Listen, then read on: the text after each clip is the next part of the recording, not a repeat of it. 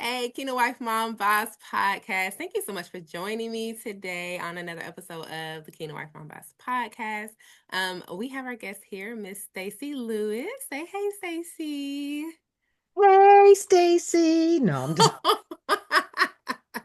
Listen, we've already been laughing, so I was like, Lord Jesus, we're gonna be cracking up on this podcast. We're gonna have a good time. I love, love, love, love, love when women can just oh my, laugh and have a because we good don't time. have enough, we don't create enough opportunity to do so, right? But that laughter is so good for the soul. So, especially when I'm with another sister, I'm like, oh wait, I can just be and laugh. And yes, I'm about it. Absolutely, man. Absolutely. So, Stacey, go ahead and introduce yourself. Tell us who you are, what you do, who you be, what you got. Ooh, that's a lot. That's a lot. So, um, hey, community. I'm Stacy M. Lewis. I am a nonprofit executive. I am a midlife women's coach, a lover of God and his people most days. I also have one child, grown and living his life. Hallelujah. And I really just enjoy being in community and being of service. And so I'm excited to be here. Thank you for inviting me, Coach Clemetra.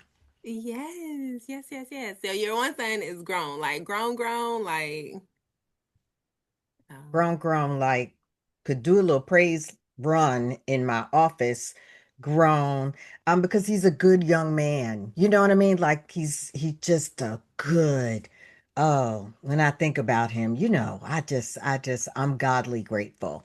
So good. yes, my son is 32 and living in DC. Shout out to Carrington. Hey, Carrington.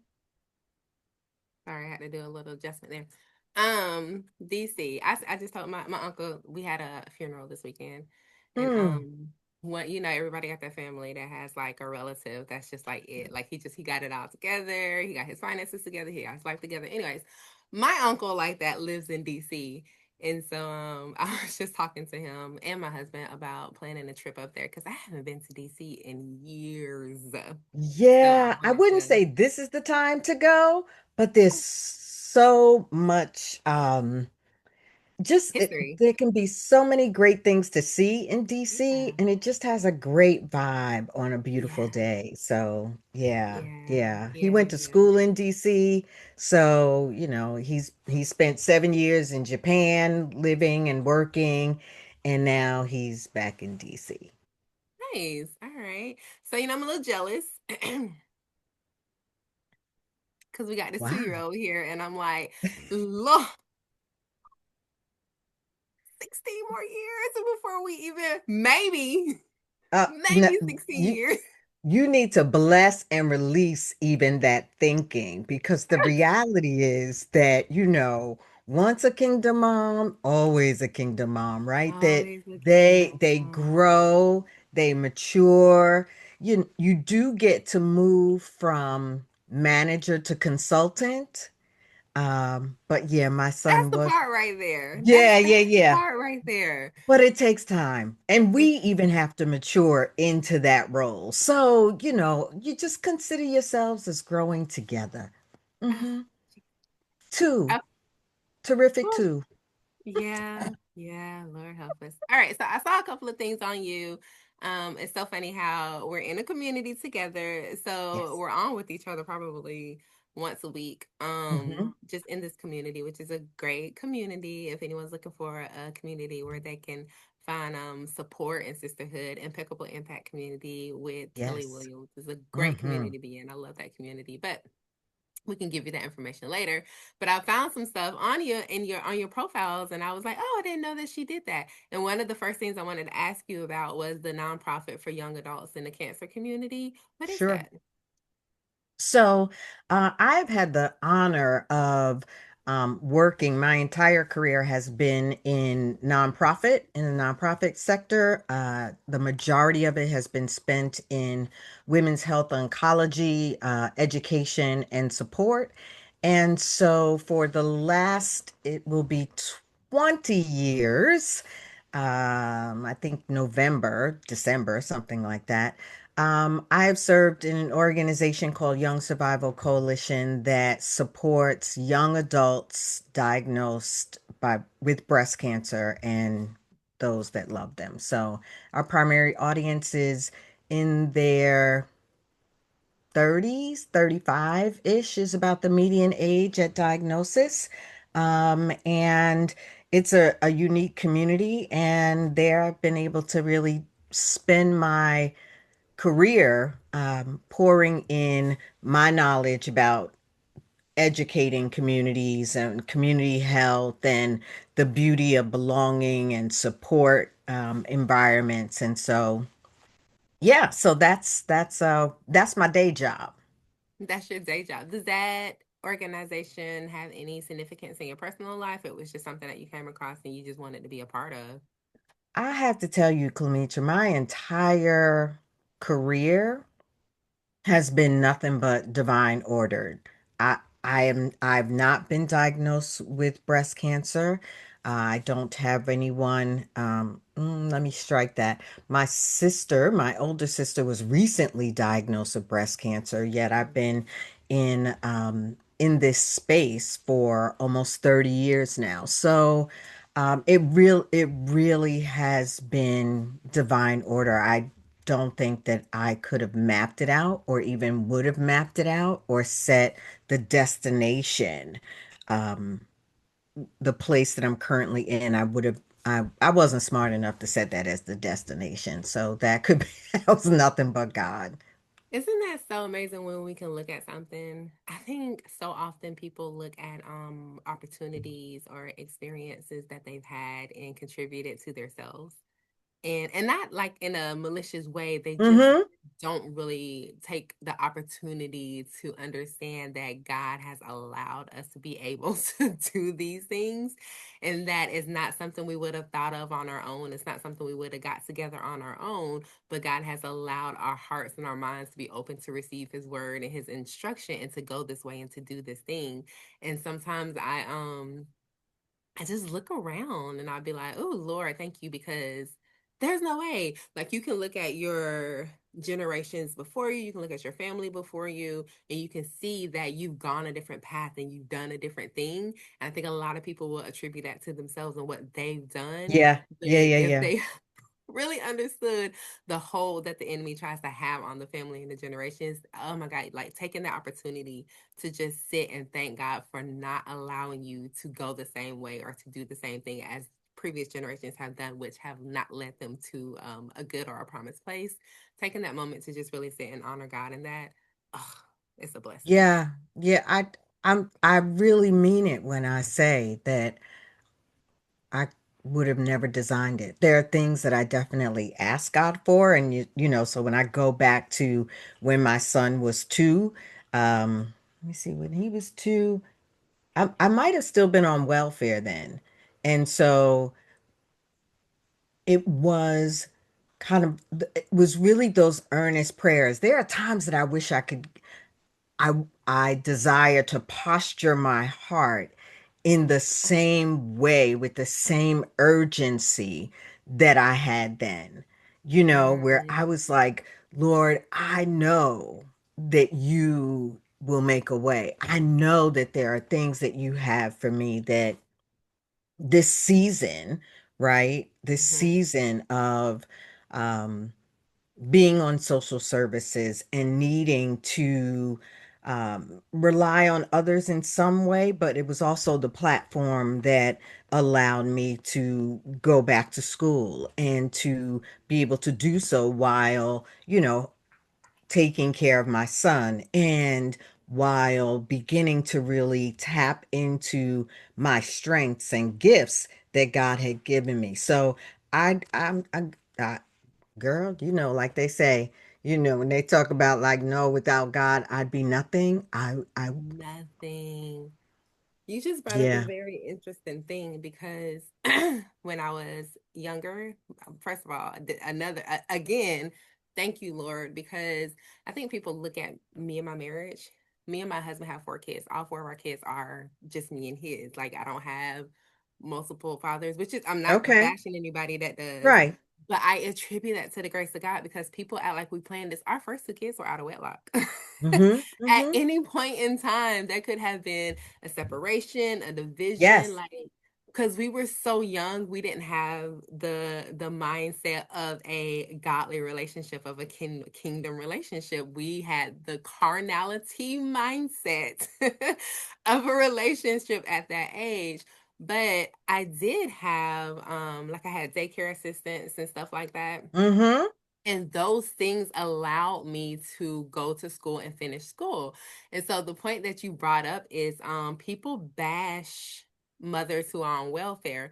And first of all, I'm not going to bash anybody because who am I? But there are mothers who are on welfare who are trying to go back to school so that they don't have to be on welfare for the rest of their life, and they can take care of their families the way that they need to take care of their families. Now, granted, there are some people who are on welfare who are planning on staying on welfare for the rest of their lives. But that platform of getting government assistance for some of these parents, um, it kind of is a pivotal thing for them of if they can go to school and finish what they need to finish in school so that they can become who they need to become and take care of their family the way that they need to take care of. Nobody wants to do that for the rest of their life. So when I graduated, God was like, "Hey, you need to come off of that." And I'm like, "I don't even have a job yet." You're like, how I'm It, gonna do that? listen, isn't it so funny how he just be like, "Okay, I got you through. Get off of it."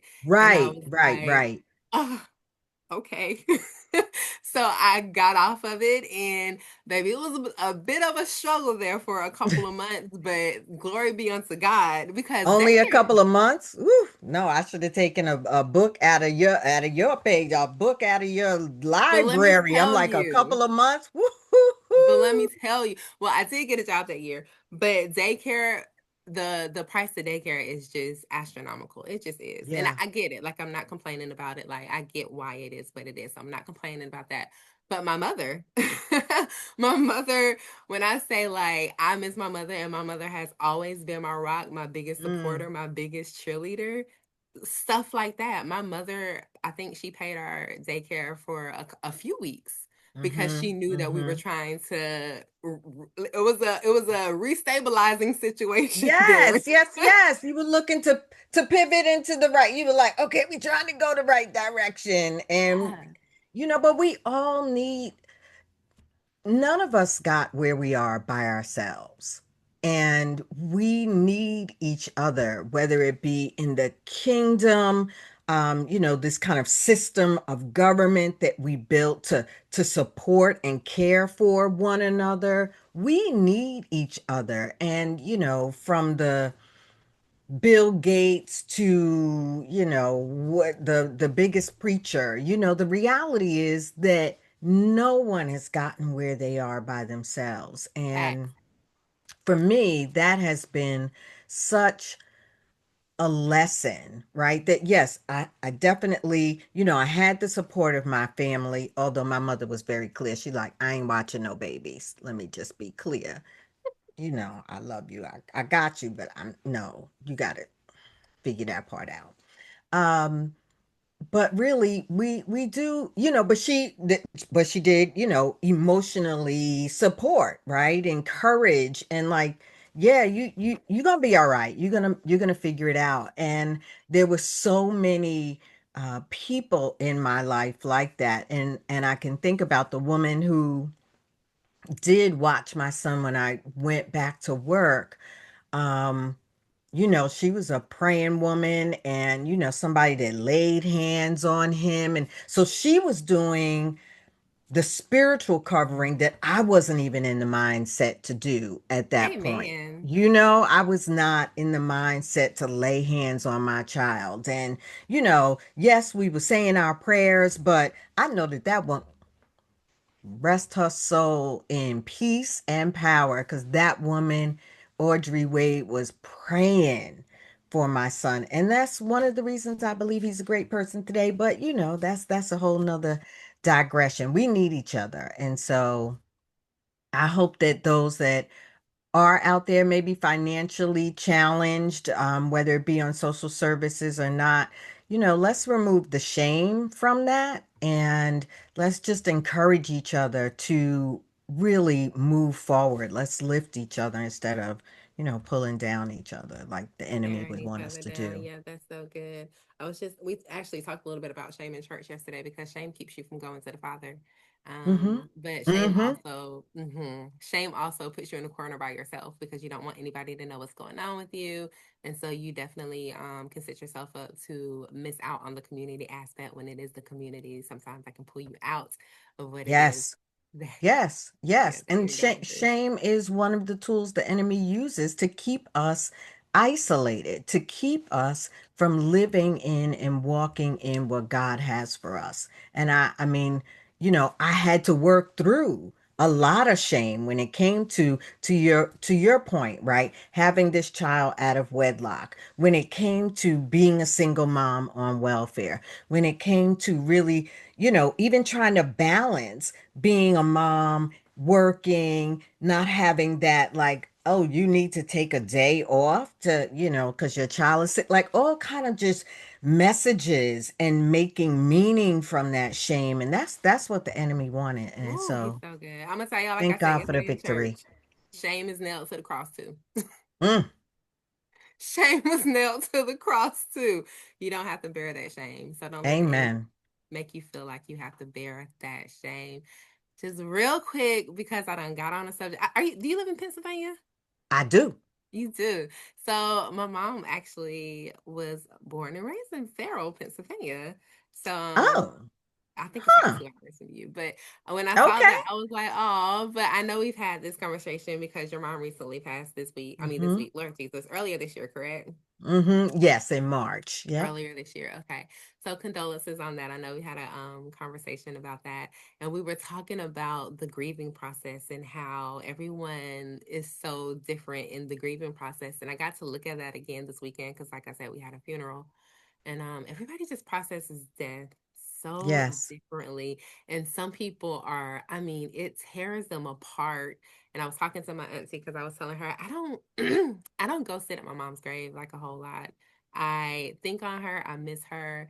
I don't think you'll ever stop having those I'll call them sneak attacks of grief where you just like start crying because you realize, this person isn't here and they're not gonna be here one Right. day anymore. And it's not like a thing that's like killing you, but it's just a moment of, oh, I miss this person. But there are some people who, I mean, everybody just deals with this so deep. My auntie was telling me, she lives in DC. She was telling me how people go get chairs and sit in front of their loved one's grave and sit there for hours. And I was like, who are they talking to? No, I mean, like, I'm No, just I curious. understand. I know you. I know that you're serious, and I'm chuckling in seriousness because I hear what you're saying. And on this coming Wednesday, my mom would have been 95, Oh, wow. and she instilled in us that, like, not only is death part of life, right, but that she was ready, she was at peace, a believer, and really, had walked with God and believed that she had an extraordinary life. And the peace kind of that she passed with, to me, was then also passed on. And the peace of God that I've experienced throughout and even to this day has been pretty mind blowing. And you're right in that everybody grieves differently. It doesn't mean I don't cry, but I do recall the man, the pastor, the family friend that did my mom's eulogy, and he really talked about for a minute. The reality is that when your loved one is good with God, you know, that it allows you not to be weeping and wailing because that God has prepared a home for them. And right, that they are in the place, at the resting place where we as believers believe we will be one day. So Love. it gives you a level of yes, you like you said, yes, sometimes I'm like, oh mom, like you would have, said something really funny or a little crass here or something like that. But at the end of the day, I am awed by the peace of God that I have experienced with the loss of my mom. Hey man, listen, I tell my 2 year old all the time. I said, "You better be lucky my mama not here. My mama have you strung up, cause baby, that thing is wild." But my mama did not play the radio. And I'll be like, oh, you better be lucky she not here. But really it brought me to this question and this understanding is either you didn't understand if your family had a relationship with God the way that they Hmm. needed to, or you yourself don't understand the peace and the transition and the wisdom of God.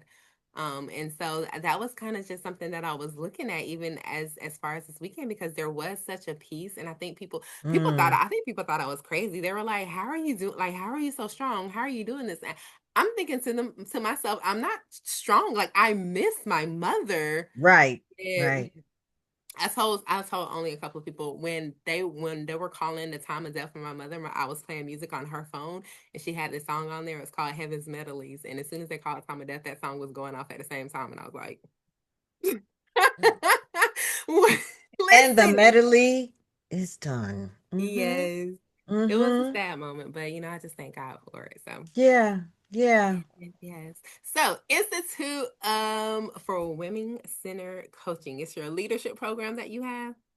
So the Institute of Women Centered Coaching, Training, and Facilitation is actually where my coaching credentialing comes from. So Oh, that okay. is where I have gleaned a lot of coaching skills, although I use Mhm. coaching in my 9 to 5, so to speak. That is definitely where not only the credentials, but a lot of women focus, kind of the way we think, the shame-based meaning making that we talked about earlier, those traps, so to speak, that women fall into. So the institute is really, I guess you could call it my coaching certification place. Okay, nice. Well, that's Yeah, yeah, nice. yeah, yeah. So this is your business, right? So my business is Stacy M. Lewis Coaching and Consulting. The Okay. Midlife Sisters Collective is a community within my coaching group. The Institute, I would say, yeah, that's an outside entity that I use kind of as my own coach. I got you. I got you. Let's talk about this midlife. You have a podcast and it is called Midlife Revolution. Hey. Yes, yes, yes, the Yes. Midlife Revolution What's midlife to Unleashed. you? Midlife for me, is self-defined. Okay. I'm currently in my 60s, and so while I don't believe that I'll be living till 120, I still consider myself in the middle, right? Where no, I don't have little people at home, but at the same time, some in my generation are still caring for parents. It's the middle because you're not looked at as young Mm-hmm. anymore. And so I always say self-defined midlife because you might consider 40 midlife. And if you do, cool. And if you don't, okay. Isn't it funny how the older we get, we redefine our definition of what old is? Because Hmm. when we're 20 and someone's 35 or 40, we're like, oh gosh, they're old. But we get 30, we be like, wait, let's push that number up a little bit more. Right. And so You that's realize it's hilarious. not really old, it's not old, It's right? Like not. you envision old, you're like, oh, that's old. But the reality is, you get to your 40s, your 50s, your 60s, even your 70s, you still And you have still life to feel live. good and That's vibrant. right. You still have Yeah. contributions to make. You have a voice that needs to be amplified. And all Yes. of that life that you lived can really bolster or help other people, right? And Yes. that's the reason why I love coaching is because you know what? We need to remember that our dreams still matter, that there's still possibility that we've kind of put to the side right? I think when you have little children, that's you focus on the little children, right? Yeah. And then as as my son went to college and then, went to Japan, I was like, "Oh, wait, what's really of interest to me? What were the passions and the dreams that I put aside um because he needed or because my first priority was making sure that he had what he needed to thrive. And so it's that then I had the opportunity to say, like, what did I put aside? Or what new dreams or possibilities can I now sit back and connect with God about and say, like, what is it you would have me to do with this new season? And Well, I girl, can't tell you how rich and wonderful it's been. I'm just saying. you got me feeling like I'm in midlife. Let me tell you why. Because I recently really have been asking myself so many, like I'm almost at a point of just redefining who I am and how I Yeah. look, and Mm. just reevaluating what I value and what I'm willing, even the things that I'm willing to put into my body, the things I'm willing to put into my mind, the things I'm willing to allow in and out of my life. I've even asked myself, what do you like to do for fun? My mentor asked this question. She was like, what do you guys like to do in your free time? And I'm like, free time, what's that? What's free time? But I am asking myself these questions, and I don't know why. I think I had a cousin who told me every 10 years you're going through this transformation process where you're going to Mm-hmm. want to remove people and things out of your life and kind of look at your life and see what can stay and what can go. And I feel like that's what I've been going through over this last year. Mm-hmm. I've just kind of been looking to see how I can better things, how what needs to remove, what's not serving me any value, what got to go. And so you got me you got me feeling like you got me feeling like I'm It's in midlife okay. over here. It's okay to be in midlife. It's okay. You know what I mean? You could be But in I midlife love in what your you 30s. You could do. be, you know what I mean? Because the reality is, what a gift, right? To be thinking that way now, to be realizing what your values are, Yes. and to even if you can't pursue every dream that you have right now because your children are priority, right? You get to write those down and say, yeah, they might be on the later list, but I don't want to forget that Right. heart's desire. I don't want to forget that creativity. I don't want to forget that dream or how I believe God is saying, like, yeah, you can, use this gift in this way. Um, you don't want to forget that. And if someone would have told me to write it down back then, when my son was 2 or 10, um, I don't know if I would have, but I could say that if I had written it down and then was able to revisit even what I was feeling, what I wanted to do, who I admired and why, um, I think that maybe I wouldn't have had to start from scratch, so to speak, or start again. But even in the start again, I was reminded one of the podcast episodes my co-host and I did uh, was called "Still Becoming," because we really are Beautiful. still becoming, right? The woman that God has called us to be, right? We don't get there. We're always still becoming. And so I think it's beautiful. It's okay to be identified with midlife. It's okay. And if you feel like you need to keep it on the DL, you keep it on the DL. But really, we're always becoming, and all of the gifts and the dreams that have been placed in us, the creativity, it has a time and a season, and we just don't want to lose track of it. And if we feel like we've lost track of it, we want to be able to, like, oh, wait, catch that and say, like, oh, no, no, I do have dreams. I still have value to add. Yeah. I absolutely love what you do because I do know at a certain age, not even women, everybody, they think that their voice becomes invaluable. And they do. They kind of drop off and lose what it is that they desire to do. And I remember when I was in sonography, when I was in a sonography program, there was an older lady there, which is now one of my besties. Like I love her so much. She cracks me up. But she was an older lady by, oh God, I think in that program she might have been, she's not old, she was just older than everybody else that was in Mm-hmm. the class. She was probably about at a minimum 15 years older than everybody else in the class, and she lived an hour away, and she drove back and forth every single day to get her stuff done. And now, because she pushed through and went through that program, that has ignited her career to do some amazing things, in her community, where she can, just take care of what she needs to take care of Mm. right there.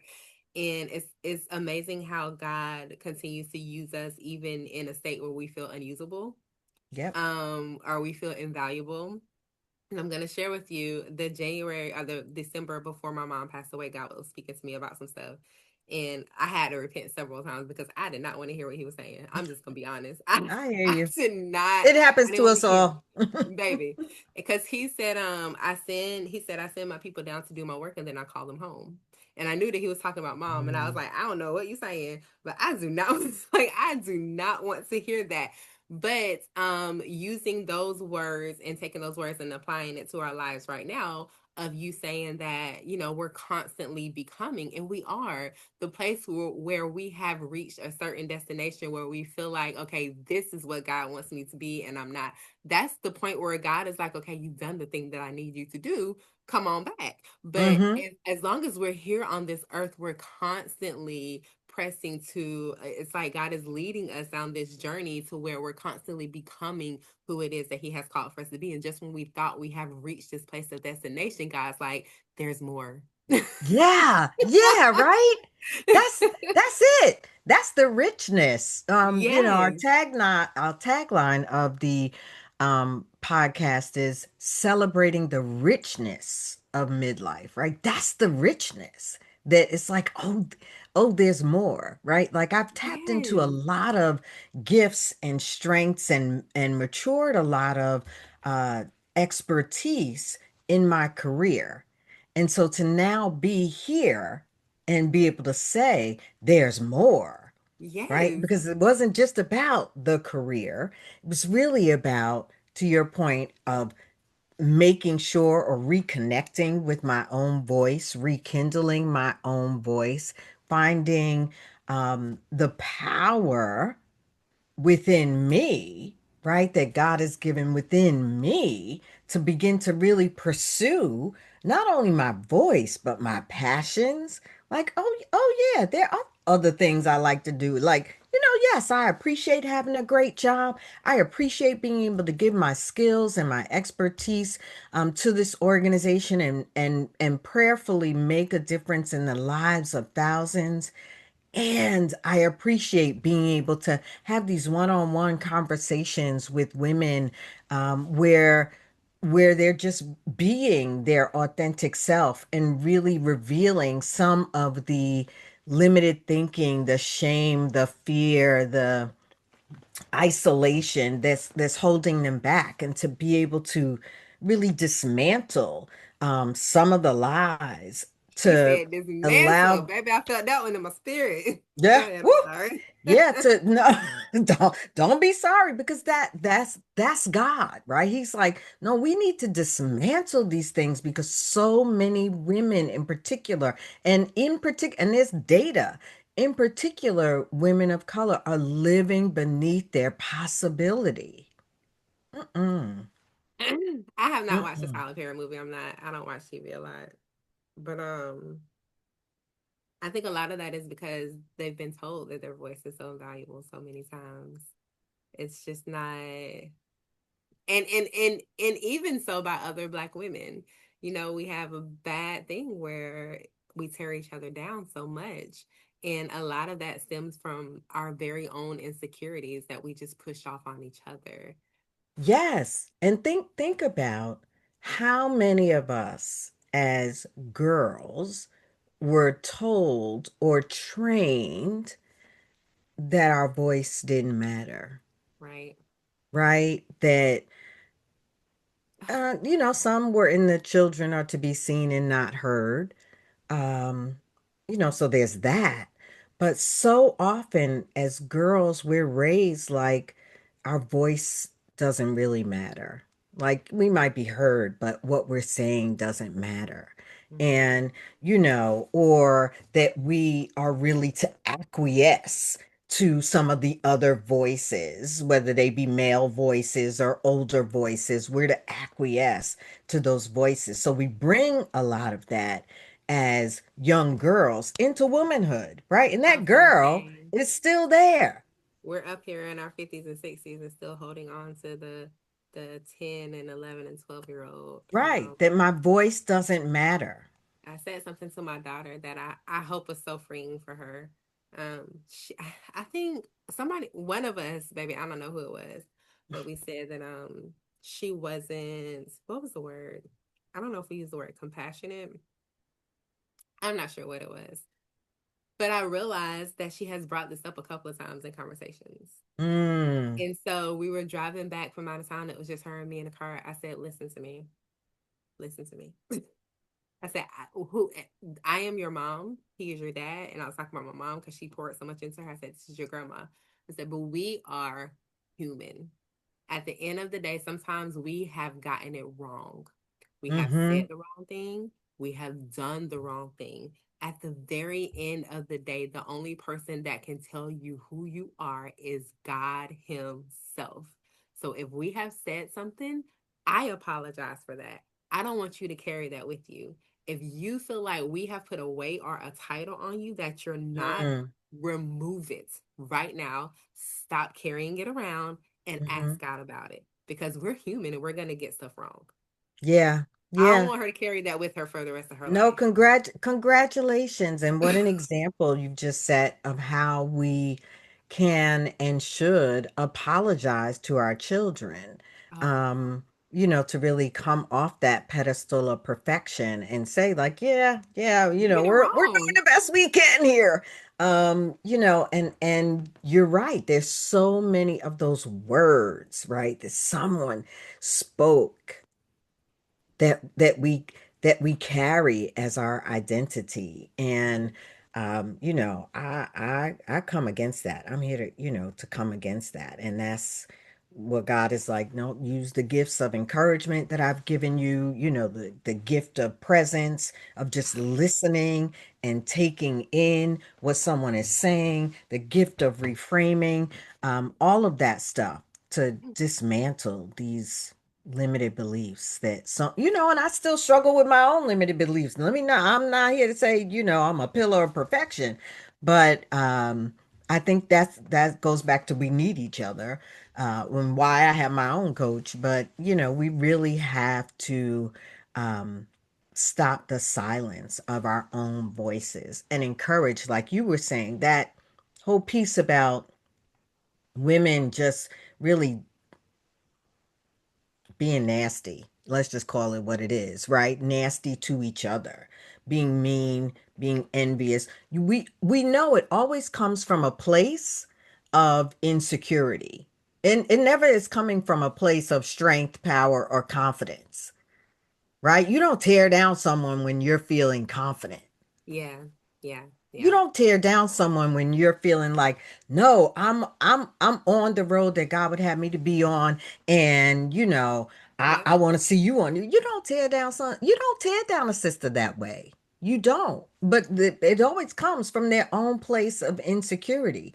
And if we knew that going in, right, as women, if we knew that, whether it was yesterday, 10 years ago, or tomorrow, if we know that whatever's being said is coming from a place of insecurity, we get to really modulate that volume and how that resonates with us, right? When you realize, like, oh yeah, no, that's her stuff. That's really her stuff. it But, is.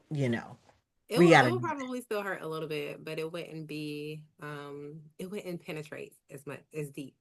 it wouldn't Right. penetrate as deep. Right. Because I Right. think a lot of the time, some of the things that are said are, first of all, nobody who's not in my space or in my proximity can say anything that's really going like something that I'm going to carry with me. So a lot Mm. of the times when damaging words are said, it's by people that we've allowed into our hearts and allowed into Hmm. our space, and whether True. it was a sly remark or something that was directly said to us, those are the things that tend to carry along with us, even into adulthood. And so, yeah, thank you, because I think, baby, again, nothing but God. Nothing but God, because God helped me to see that it was she was carrying that with her, and I almost felt like she was starting to allow it to become part of her identity. Mm-hmm. And baby, Mm-hmm. no, no, we're gonna tear that down right now. Even though I'm Right. gonna tell you that's the child, she be like, look, I'm gonna bust upside her head, because she be the one to be like, when were you born again? And I'll start saying 19, and she'll be like, ugh, 19? Baby, that's the child right there. We gonna end up boxing. She she be the one that be calling us old. When my mama passed away, my mom had so much perfume, and I was like, do you want any of this perfume? And she was like, no offense, but I don't want to smell like old people. Baby, I'm telling, listen, is that one right there. Well, you just have to remind her that getting old is the goal. That's the Yes. goal, Yes. right? Getting Yeah. old is the goal. It may not seem like it when you're 5, 10, 15. Getting old is the Is the goal. goal. Getting old with wisdom, because I done seen some old fools. Your right mind, Ew, right? sound. Jesus, keep us in a sound mind. I don't know if And you good saw health. the Yeah, I don't know if you saw the post that Janelle and I, well, Janelle made a post and I commented on the post, and essentially we were talking about the younger generation and how they act and how they dress, not judging, just making an observation.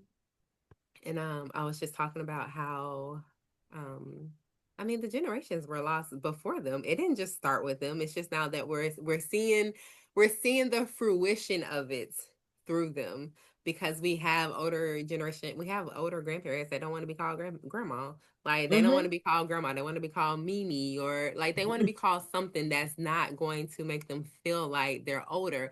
But the truth of the matter is, you are older. You do have the wisdom. You do have the knowledge to help the younger generations. And I think that information is just getting lost from generation to generation, because people don't want to hold on to the accountability of what their wisdom has brought them. Like, they don't want to hold on Mm. to the accountability of taking that wisdom and pouring it into the next generation.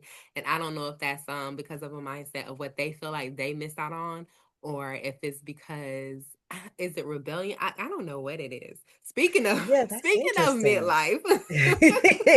I mean, that's interesting because I do think that even there's a reframing opportunity, right? That Mhm. I could look at myself as old and wise, right? Right. I also look at myself as someone with a lot of life's experiences, right? That when shared in the right way, in the right time, can really be a benefit to someone else, whether it's someone else my age or someone else younger, or even someone else older. And that, interestingly, every generation, I'm sure, has issues with age. And the reality is that we're all going to get older. Mhm. That is our reality, right? And we hear a lot of talk about taking care of yourself, your health, all of those things. We take care of ourselves so we can get older, Mhm. right? Not just so tomorrow we feel better, but we take care of ourselves because we've got the vision, even though we might not see ourselves at 80. But our goal is like, no, when I'm 80, I want to be able to go up and down the steps on Right. my own without any kind of assistance, right? Because getting old is the goal.